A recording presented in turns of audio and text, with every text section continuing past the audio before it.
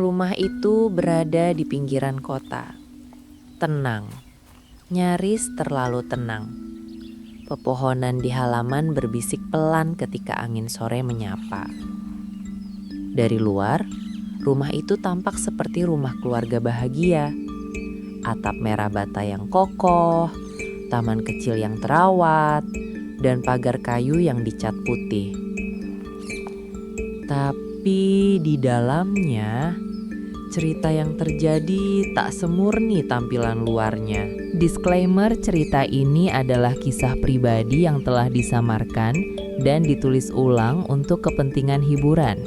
Nama tokoh, tempat, dan beberapa peristiwa telah dinubah demi menjaga privasi. Cerita ini mengandung unsur dewasa, konflik batin, dan dilema moral. Tidak untuk ditiru, namun sebagai bahan renungan tentang cinta, kehilangan, dan keputusan yang kita sesali atau tersimpan dalam diam di hati. Namaku Arif, 29 tahun. Sudah 2 tahun menikah dengan Risa, anak perempuan satu-satunya dari Ibu Saras, mertua sekaligus pemilik rumah besar yang kini kami tinggali. Risa seorang perempuan mandiri, cerdas, dan pekerja keras.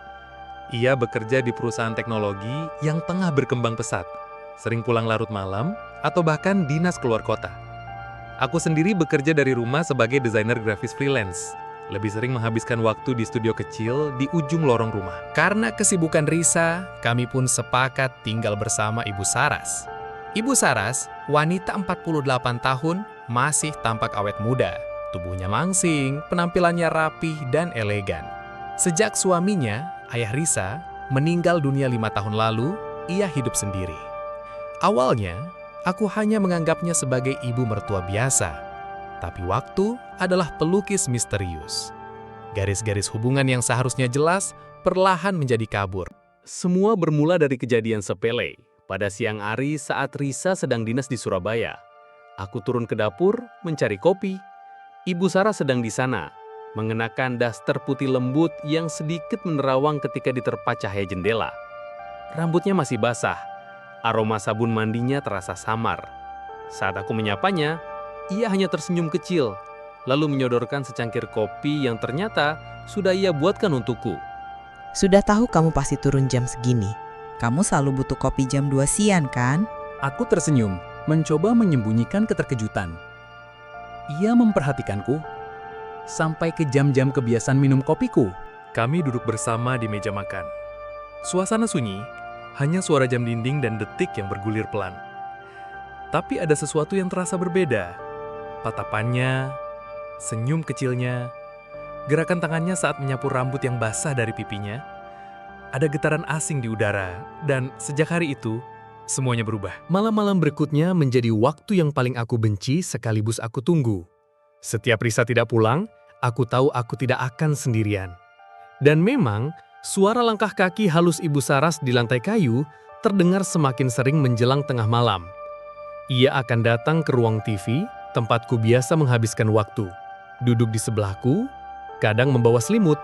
Daripada tidur sendiri, mending nonton bareng, katanya suatu malam. Suara dalam pelan sedikit berbisik. Tapi malam itu tak hanya menonton. Sentuhan pertamanya terjadi begitu saja. Lengan kami bersentuhan, lalu ia menyandarkan kepala ke pundakku. Joniku menegang, tapi tak bergerak. Aroma tubuhnya, kehangatannya, lalu pelan-pelan, tangan halusnya menggenggam Joniku. Arif, kamu kesepian ya? Suara dalam pelan sedikit berbisik. Aku tak menjawab, tapi dalam diam, kami saling memahami. Kami berdua kesepian. Terlalu lama menahan, terlalu sering sendiri. Dan saat bibirnya menyentuh Joniku, semua pertahanan hancur. Malam itu menjadi awal dari sesuatu yang tak bisa kami hentikan. Aku dan Ibu Saras, aku bahkan mulai tak enak menyebutnya dengan sapaan ibu setelah apa yang kami lakukan malam itu. Berdiri terlalu lama di ruang tengah setelah film selesai.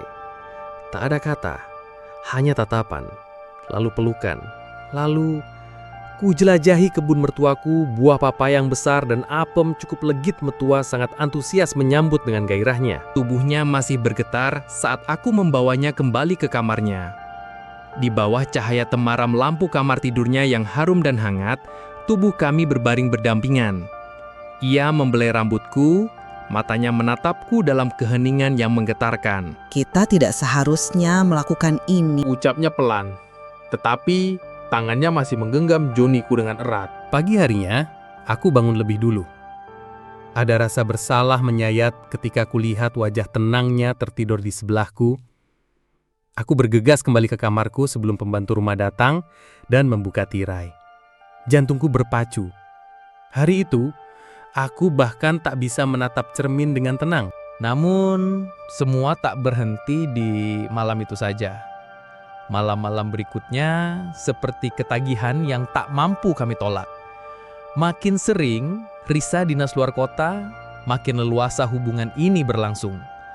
Ibu Saras bahkan pernah memanggilku ke kamarnya hanya dengan satu pesan singkat di tengah malam, "Aku tidak bisa tidur." Aku mengerti maksudnya. Dan entah bagaimana, kami mulai terbiasa menyembunyikan perasaan kami di siang hari. Aku tetap memanggilnya Bu, tetap bersikap formal. Tapi di balik tirai, ketika malam datang, segalanya berubah. Hubungan kami mulai menjadi candu. Aku sendiri bingung. Apakah ini sekadar hasrat yang tersesat atau ada rasa lain yang diam-diam tumbuh di antara kami? Kadang ketika kami berbaring setelah bercocok tanam, aku merasa damai.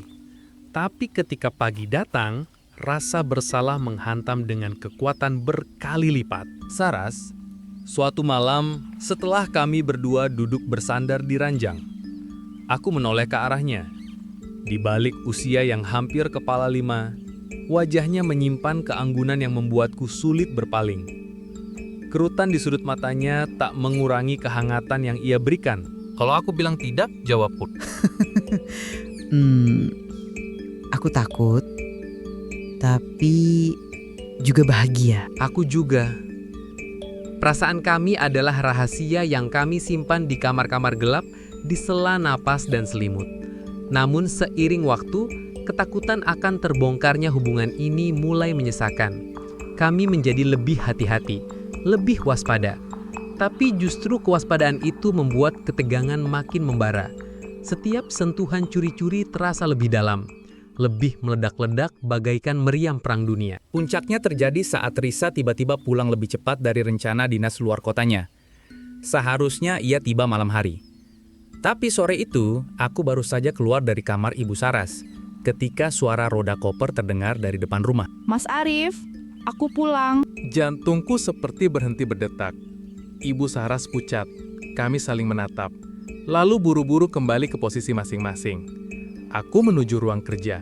Saras kembali ke dapur, berpura-pura menggoreng tempe. Risa masuk rumah dan memelukku. Kangen banget. Kangen banget. Tiba-tiba rindu rumah. Aku tersenyum kaku. Entah kenapa pelukan istriku terasa berbeda kini. Aku tak lagi murni. Dosa yang kubawa membuat semuanya tampak seperti sandiwara. Malam itu, kami makan malam bersama.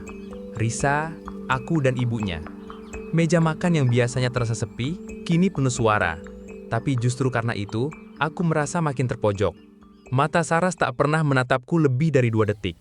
Dan aku sendiri nyaris tak berani menoleh ke arahnya. Risa tidak curiga, tapi hatiku tak tenang. Risa, kamu kalau kerja jangan terlalu keras. Arif sendirian terus di rumah, kasihan. Sambil memberikan saran itu. Kalimat itu terdengar biasa, tapi di baliknya ada pesan tersirat. Aku menunduk, merasa semakin tenggelam dalam jurang yang kami gali sendiri. Hari-hari berikutnya berubah menjadi permainan penuh ketegangan. Aku dan Sarah semakin mahir menyembunyikan jejak-jejak hubungan kami. Namun setiap sudut rumah seolah menyimpan bisikan rahasia. Risa semakin sering membicarakan rencananya untuk pindah rumah. Mungkin untuk mencari tempat tinggal sendiri demi kebebasan lebih. Namun aku merasa takut kehilangan momen bersama Saras. Juga takut rahasia ini terbongkar. Suatu sore, ketika aku sedang membersihkan lemari pakaian, tiba-tiba aku menemukan sebuah amplop coklat tua yang tersembunyi di balik tumpukan buku di rak ruang tamu.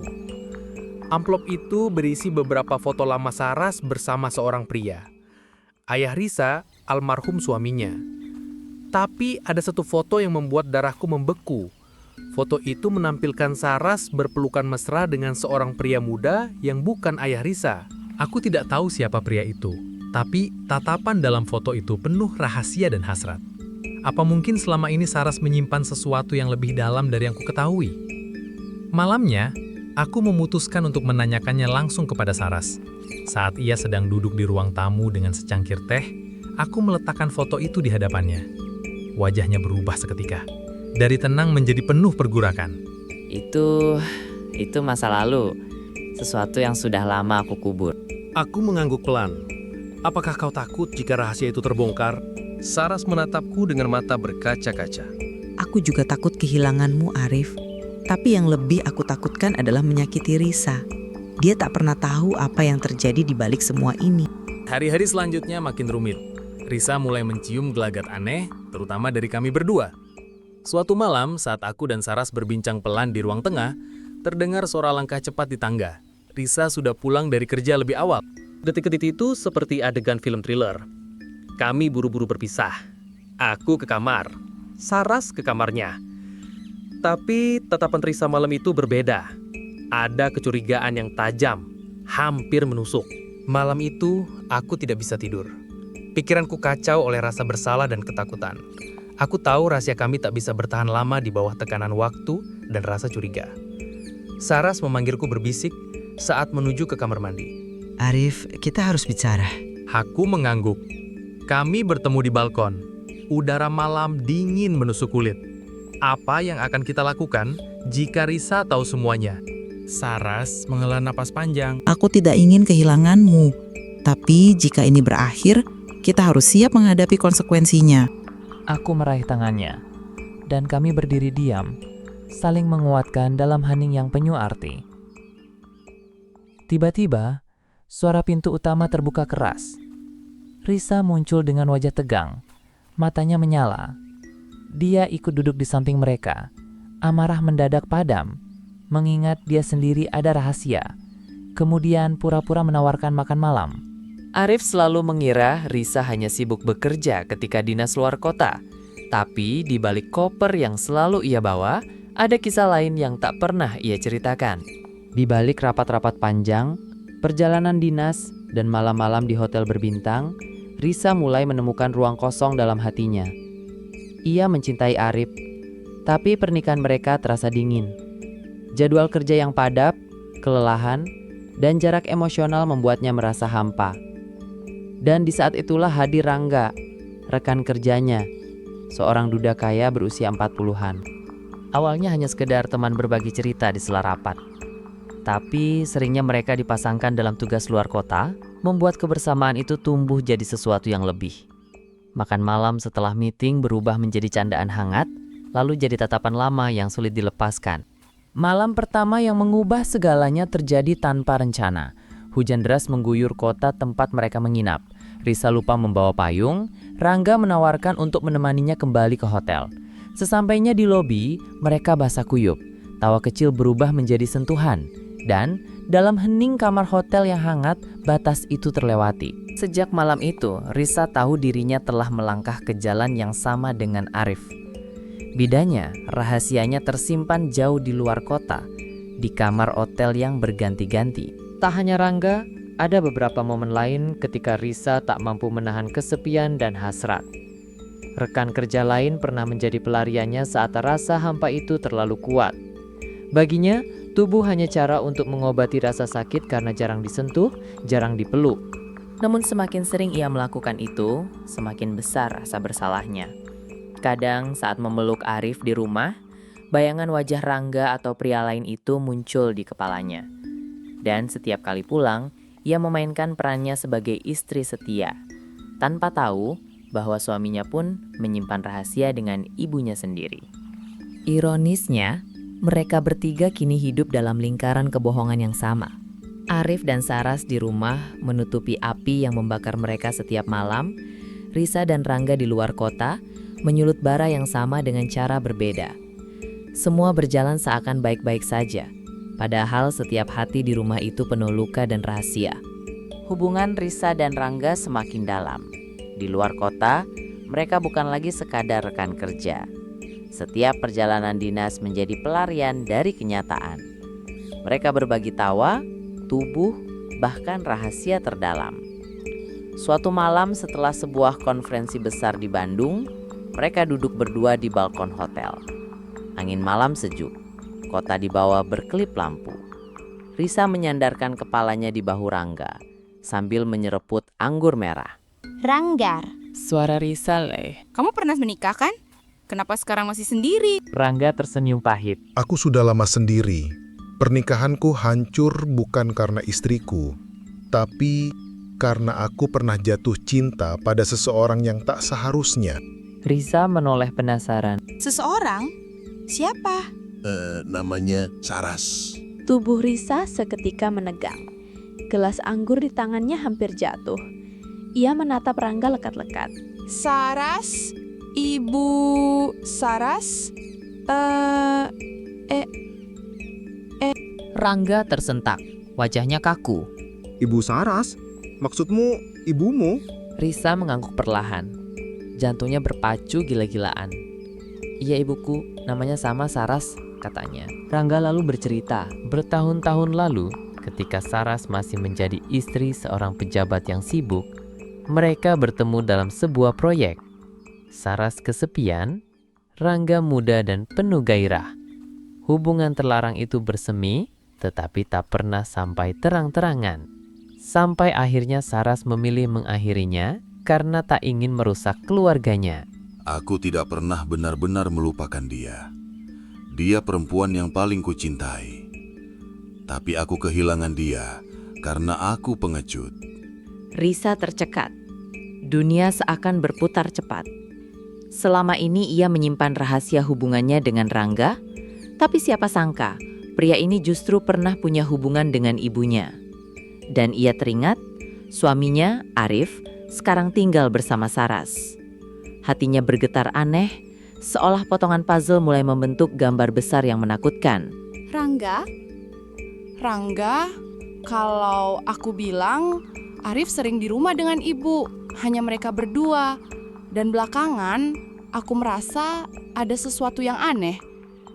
Kamu percaya? Rangga menatapnya tajam, wajahnya tegang. Jangan bilang kamu curiga mereka juga. Kata-kata itu menggantung di udara. Mereka saling menatap, wajah pucat diterpa cahaya lampu balkon. Malam itu, untuk pertama kalinya Risa merasakan ketakutan yang lebih dalam daripada rasa bersalahnya. Bukan hanya karena ia berselingkuh dengan Rangga, tapi karena kemungkinan besar ibunya dan suaminya juga menyimpan rahasia yang sama kelamnya. Sejak percakapannya dengan Rangga di balkon hotel itu, pikiran Risa tak pernah benar-benar tenang. Kata-kata Rangga tentang Saras, ibunya, seperti pisau yang menancap dalam-dalam.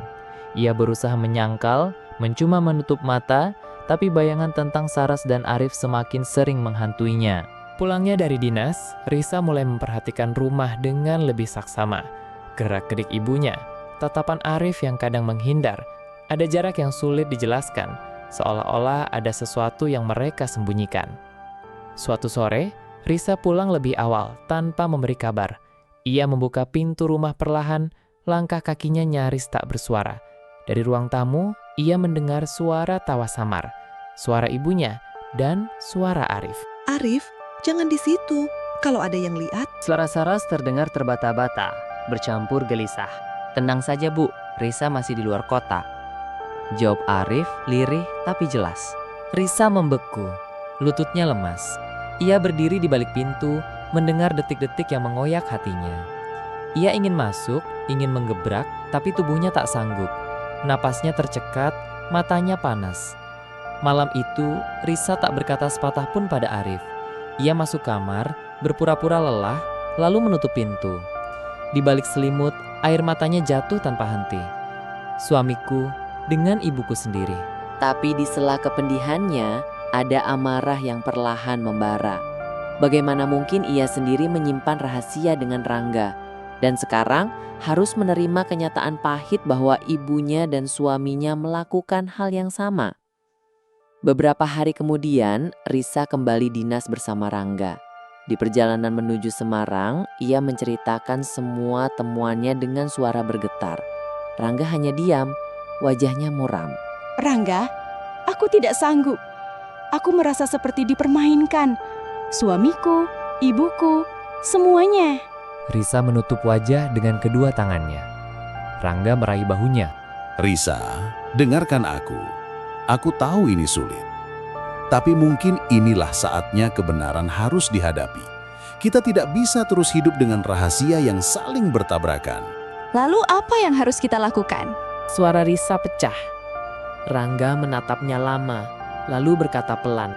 Jika kamu berani, kita bisa bongkar semuanya. Kita hadapi mereka. Tapi kamu harus siap. Karena setelah itu, Kira harus kuat menghadapi kenyataan.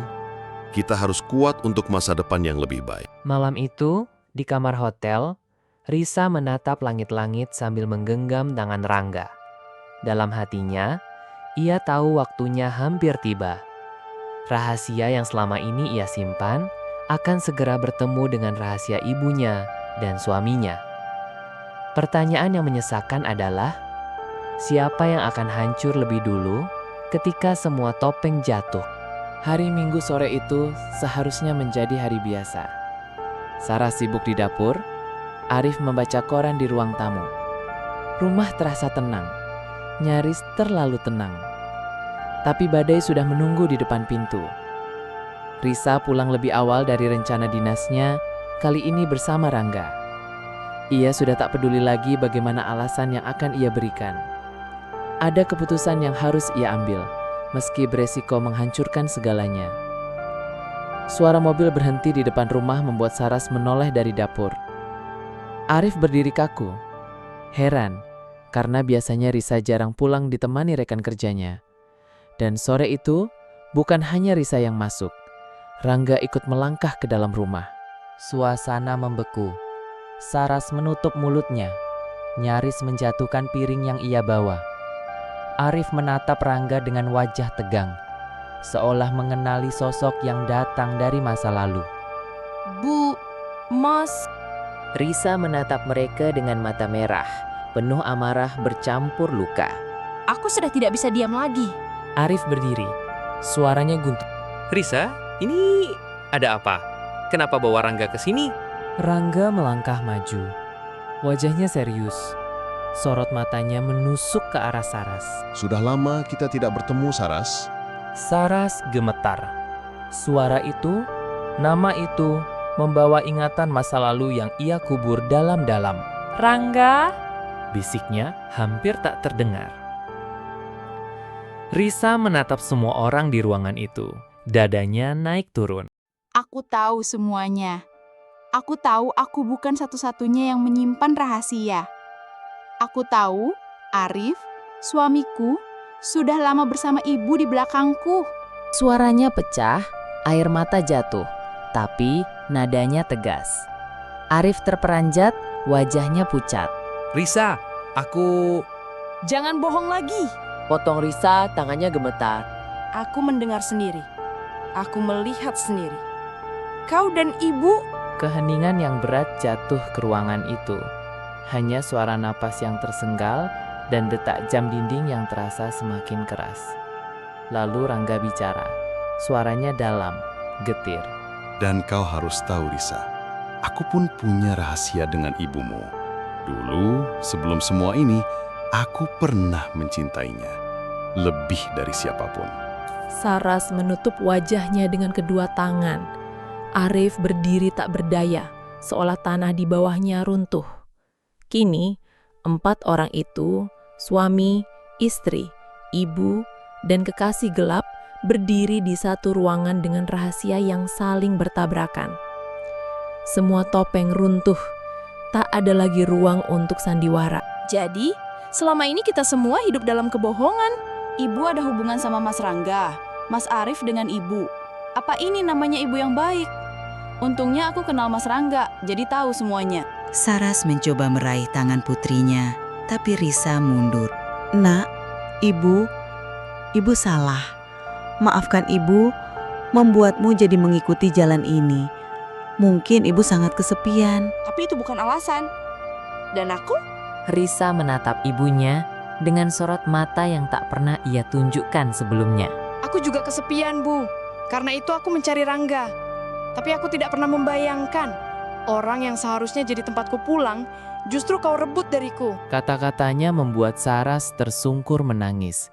Arif hanya bisa menunduk, merasa hina, tak mampu berkata apapun.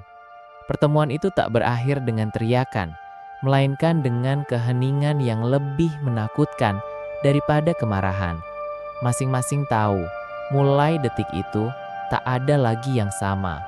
Rangga berdiri tegak, lalu berkata, Keputusan ada di tangan kalian. Aku hanya tahu satu hal. Cinta yang salah tetaplah cinta. Dan kita semua telah memilih jalan yang sama gelapnya. Risa menatap suaminya, lalu ibunya, lalu Rangga. Air matanya masih jatuh, tapi kini ada api lain di matanya. Api keputusan. Aku tidak bisa melupakan semuanya, tapi aku juga tidak akan lari. Mulai sekarang, kita akan lihat siapa yang sanggup bertahan dengan semua kebenaran ini. Malam itu, rumah yang tenang berubah menjadi medan perang tanpa senjata. Sebuah pertempuran batin, cinta, dan pengkhianatan yang akan meninggalkan luka dalam. Apakah Risa memilih meninggalkan Arif? Apakah Saras bisa menebus kesalahannya? Dan apakah justru Rangga akan memanfaatkan keadaan ini untuk merebut kembali cintanya? Jika ada yang menginginkan cerita ini dilanjutkan, silakan tulis komentar ya. Terima kasih yang sudah menonton kisah ini. Jangan lupa subscribe, like, dan komen. Jika pernah punya pengalaman atau cerita kisah serupa, bisa tuliskan di komentar untuk kita pertimbangkan sebagai bahan cerita selanjutnya di channel Ciancai Studio.